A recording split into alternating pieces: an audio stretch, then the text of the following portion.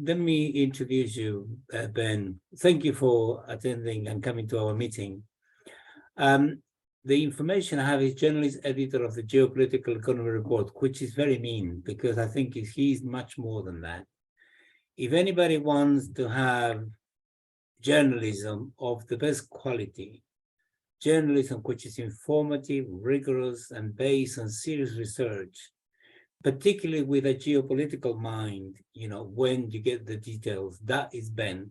So we benefit from Ben's analysis and commentary every time he does something. Welcome, Ben. The floor is yours. Thank you. It's a real pleasure. Can you hear me? Today, I want to talk about Peru as a laboratory for a new kind of coup that we've seen that the United States has sponsored in countries around the world. The character of the coups that Washington has sponsored over the decades has shifted. In the 20th century, particularly in the earlier half, the former half, and in the mid 20th century, the U.S. carried out a lot of blatant military coups.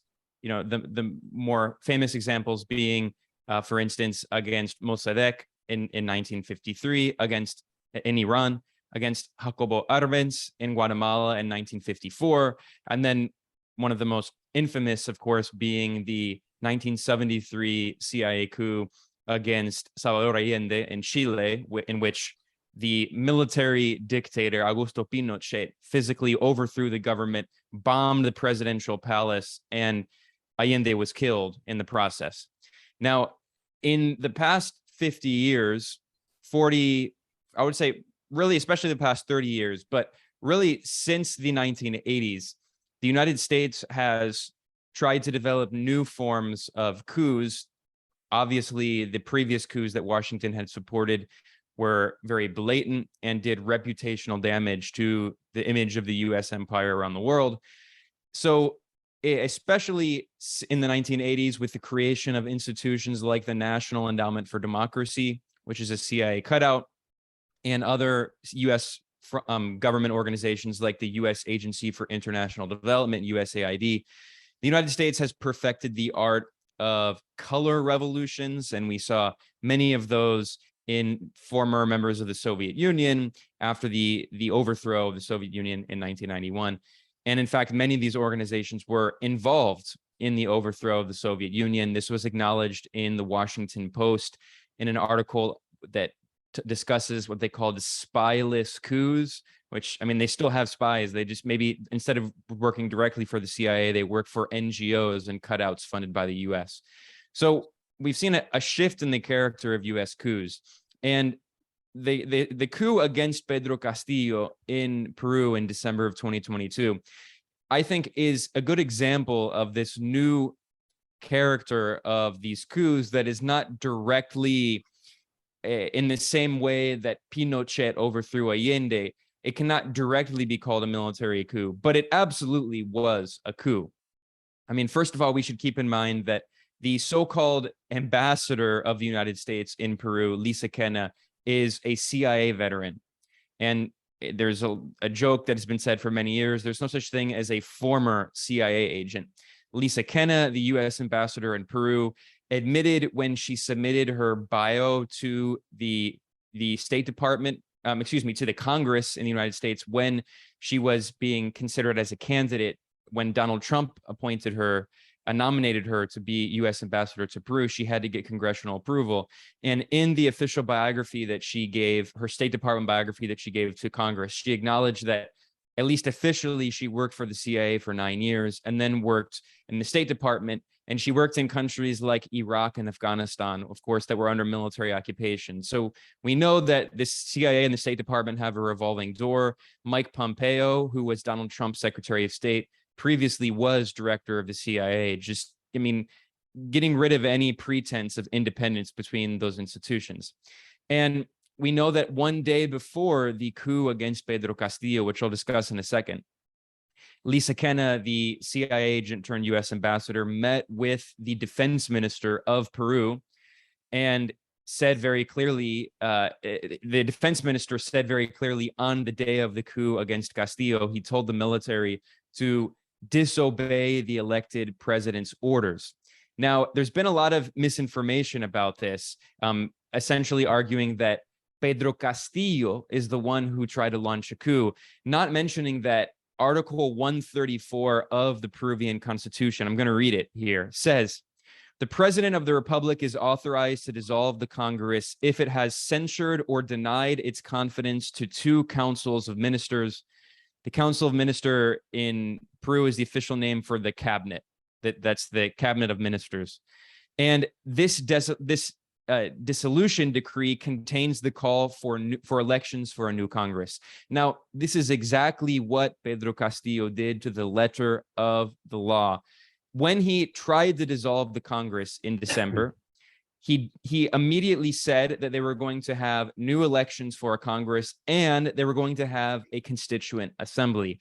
This was one of Pedro Castillo's main issues that he ran on when he campaigned for president, because in Peru, the country still suffers with a constitution that was written by an actual dictatorship of Alberto Fujimori. Now, the golpistas, the right-wing coup plotters in Peru, accused Castillo, the victim of a coup, of trying to launch a coup. Well, in reality, what they're defending is a constitutional system which is completely anti-democratic and right-wing, that was created by an actual dictator, Alberto Fujimori, after he dissolved the Congress against the Constitution. Ironically, what Pedro Castillo was doing was entirely constitutional, according to the very same Fujimorista constitution that he wanted to change. Whereas when Fujimori successfully dissolved the Congress with the support of the military, unlike Castillo, who did not have the support of the military. I've never heard, by the way, of a president launching a coup without the support of the military. And we can see that after Pedro Castillo constitutionally tried to dissolve the Congress to hold new elections, the military arrested him, and Pedro Castillo was sentenced to 18 months in preventative prison, in scare quotes, without due process, without a fair trial. So he's a political prisoner. Now, the Fujimorista constitution was also written with the direct input of US officials and neoliberal economists. And the Peruvian constitution is a poster child for the Washington consensus. It was written by Chicago boys, and it's exactly what the United States would like to impose on the rest of the world. It is a textbook neoliberal constitution that basically prevents the elected leadership from implementing a popular economic program to develop the country. So the United States claims that Pedro Castillo was supposedly violating Peruvian democracy. And yet here we see that the United States is propping up this regime that has absolutely no democratic legitimacy. And I want to quickly go through the most recent poll from one of the leading polling firms in Peru. Now, this was conducted by the Institute for Peruvian Studies, the IEP. Ironically, the Institute for Peruvian Studies is backed by a who's who of Western neoliberal organizations. If you go to their website and look at who their funders are, I mean, it's actually pretty cartoonish. We're talking about the Open Society Organization, the World Bank, many different Western government institutions, like from Canada, USAID, which is a CIA cutout. I mean, these are the Western imperialist organizations that fund the Instituto de Estudios Peruanos, the Institute of Peruvian Studies, that conducted this poll. And yet they acknowledge the fact that the Peruvian coup regime that was not elected by the Peruvian people has 91% disapproval. The Congress, that is, this is a unicameral Congress, the institution that launched the coup against Castillo. It has 91% disapproval and 6% approval, and 3% of people said they don't know. So this is a textbook example of an authoritarian regime that is anti-democratic. Similarly, for the unelected current leader, Dina Boluarte, who never participated in an election, never got votes to be president.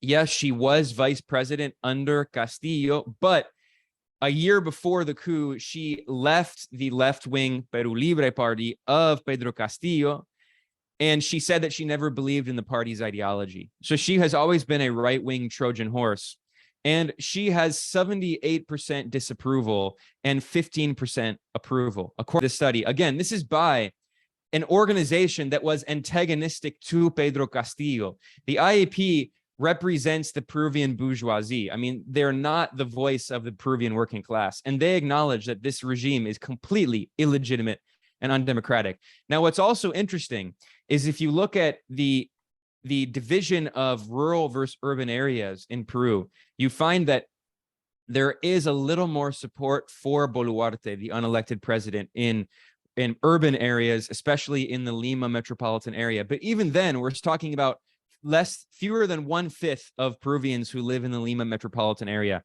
So within Lima, which is, of course, is the wealthiest part of the country, and the neoliberal governments that have ruled Peru for decades have essentially only developed Lima and abandoned the rural areas, and maybe a few cities have had some development. But even in the richest area in Peru, in Lima, only 18% of Peruvians support Boluarte, whereas 72% of Peruvians in Lima oppose her.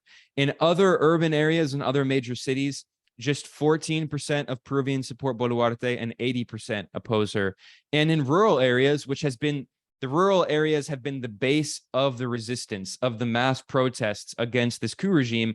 And more than 60 people in Peru have been killed in this violent repression carried out by the Peruvian coup regime, by the way, using materiel and tear gas and weapons provided by the United States. And in the rural areas, whose populations have suffered because of this coup regime, just 11% of Peruvians support Boluarte and 81% disapprove of her. Now, what's also interesting is among the very few people in Peru, the small handful of the Peruvian bourgeoisie who do support Boluarte, one of the more sophisticated arguments they've given is that, you know, she represents Peruvian women and this is a step forward for feminism, which is a complete disgrace to the actual feminists in Peru who are being killed. Many of them are protesting and they're being killed, and their loved ones are being killed by the Peruvian junta. Meanwhile, the irony is that this study shows that just 11% of Peruvian women support Boluarte and 79% of Peruvian women oppose Boluarte. Ironically, Boluarte, the supposed feminist icon, has more support among Peruvian men, although, again, just 18% of Peruvian men, as opposed to 76% of Peruvian men who oppose her. So the point is that this is an undemocratic regime that has absolutely no legitimacy. And yet, I think something that's interesting about this development, I mentioned that the character of these coups has shifted over time. Now, there was a military element to this coup. The military disobeyed the constitutional president's orders and arrested him. And that was before, by the way, the Congress had this vote to impeach Pedro Castillo. And this is a legacy of the Fujimorista constitution written by the Fujimori dictatorship, which, by the way, carried out genocide that was funded by the U.S. Agency for International Development. There are documents from the U.S. from USAID discussing how the U.S.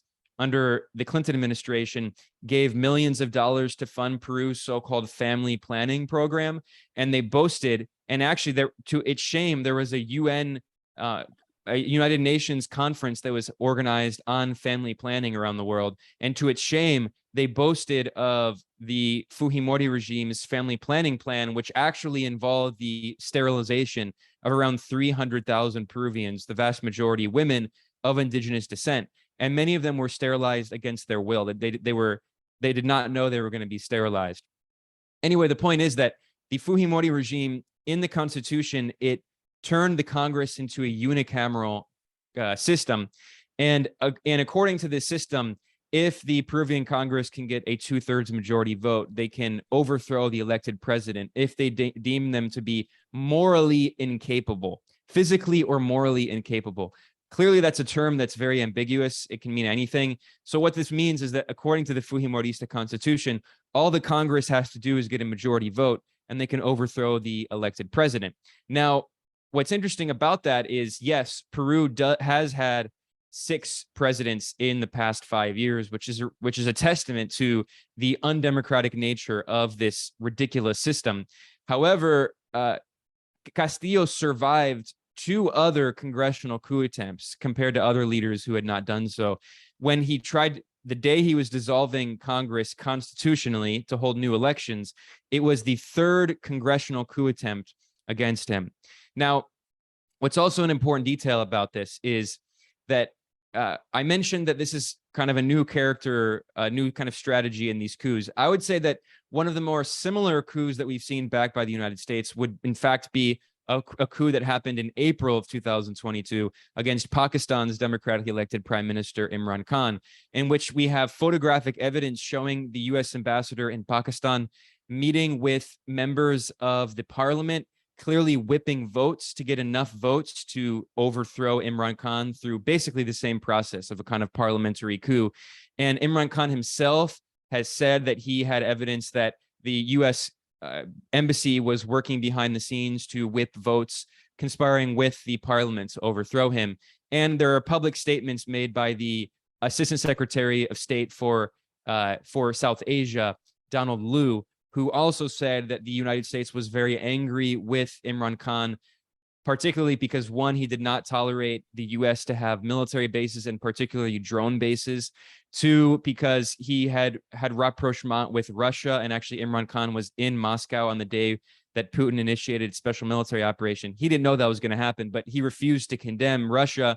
Anyway, the point is there are a lot of factors, but the point is that the congressional coup against Imran Khan has a lot of similarities with the congressional coup against Pedro Castillo in Peru. Both countries now are governed by completely undemocratic military regimes with a civilian face, but in both countries, the civilian face basically controls nothing. Boluarte is not the real power. The real power is the military and the head of the Congress, Jose Williams, who himself is a former commander of the military who oversaw war crimes. And there's many reports showing that he is linked to drug trafficking. And similarly in Pakistan, it's the military that's in charge, and the General Bajwa, the commander of the military, visited Washington recently to meet with top officials. It was not the so-called Prime Minister, Shehbaz Sharif, who was being investigated for corruption. The face of that regime is Bajwa. So, and these coups are very similar, and it's worth studying both of them. But what I want to end it here with is talk about a positive note. It's very easy to be very depressed. I mean, there have been massive protests in Peru, which do inspire confidence. The Peruvian people have not tolerated this ridiculous imported government, to use the term that Imran Khan has used in Pakistan. But I want to briefly look at a map of countries in Latin America and the Caribbean who have rebelled against this coup and have referred to it as a coup. I over at geopoliticaleconomy.com, I made this map of countries that whose leaders have expressed support for Pedro Castillo. Now, this, I think, does represent a historic shift. Whereas at the peak of Plan Condor, Operation Condor, in which in the 1960s and 70s, up until the 1980s, the United States backed a series of fascist military dictatorships across South America.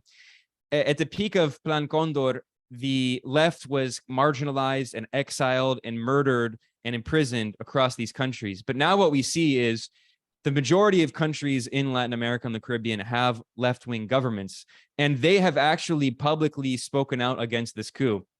This includes the most populous countries in the region, excluding Brazil. Now, unfortunately, Lula, when he was not president when the coup happened in Peru, it was still Jair Bolsonaro, who himself had come to power because of US-backed coups in 2016 and 2018 against Dilma and Lula, respectively, and the imprisonment of Lula on fake charges that were later dropped by the Supreme Court. And the UN Human Rights Committee has said that his political and civil rights were violated. But anyway, the point is that excluding Lula, who has not commented on it as president, and I think it's unfortunate, but he also hasn't supported the Peruvian coup regime. But excluding Brazil, the largest countries in the region, the most populous countries, including Mexico, Argentina, Colombia, Venezuela, and also Bolivia, have supported Pedro Castillo. In the case of Mexico, the second most populous country in the region with the second biggest economy, Andrés Manuel López Obrador, the Mexican president, has been very outspoken in support of Castillo, saying that he should not be imprisoned, that it violates his rights and he should be freed. In the case of Colombia, the new left-wing president, the first ever left-wing president of Colombia, Gustavo Petro, has been outspoken in support of Castillo and has said that Castillo was the victim of a coup, comparing it to the 1973 CIA coup against Salvador Allende in Chile. And similarly, in Bolivia, we've seen very strong statements from both the president, Luis Arce, and the former president, Evo Morales. And of course, in Venezuela, Nicolás Maduro, the constitutional president, has likewise spoken out against what he has referred to as a coup. And in Argentina, the words have not been as outspoken. They have not referred to it as a coup. However, the president, Alberto Fernandez, has said very clearly that Pedro Castillo was illegally imprisoned and should be freed. And I should mention that Mexico, Argentina, and Colombia published a joint statement in which they condemned the imprisonment of Castillo and said he should be freed. Now, Nicaragua's Sandinista government has openly referred to it as a coup. And another welcome development is the new left-wing president of Honduras, Xiomara Castro. She has been very outspoken, honestly, probably the most outspoken of all. Her government, from the week of the coup in December, referred to it as a coup. And I think the reason for that is very clear. Her husband, Manuel Zelaya, and political ally of her Libre party, the left-wing party, was a victim of a US-backed coup in 2009. And of course, Cuba has always been a very honorable support, has always been the leading voice of support for the left in the region, and has always opposed the right-wing coups in the region. And multiple countries in the Caribbean as well have spoken out. So I'm going to end with that. But what I think that reflects is there has been a shift in the region. Now, in Peru, for a variety of historical reasons, the left has been very weak, largely because it was exterminated under the Fujimori dictatorship. It was quite literally exterminated physically, and it was never able to really recover. But despite the weakness of the Peruvian left, the Peruvian right is also completely illegitimate. And in the last elections, there was not one, but two significant left-wing presidential candidates.